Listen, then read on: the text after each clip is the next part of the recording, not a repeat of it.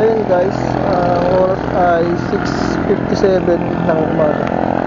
Nagpunta kami dito sa Manila is Sumuntik na ako mamatay. ito, kung hindi pa anuhin, magkakaramdam ng mga sakit-sakit, di may isipan maglakad-lakad, mag-exercise. Punta kami ng maaga dito. Nagkaroon pa kami ng ideya kung ano, Magtitinda na rin mga kami business minded.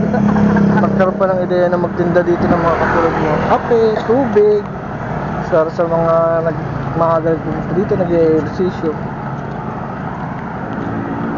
Lala, sinabi mo na idea sa kanila. Okay lang yun, pero siyempre share natin yung mga ideya natin na ano, di ba? Hindi lang naman tayo may kalderong sinasaingan. Hindi ako nagsabi sa iyo yan eh.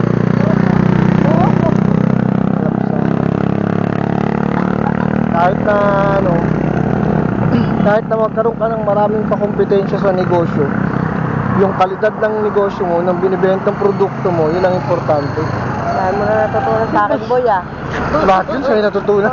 Nangyari sa'yo. Bakit kaya ito yung pinapainom ko pa yan ang gabi? Nakakailaw ng gabi yan yung mga yan. May napailaw yan ng gabi hanggang doon. Pero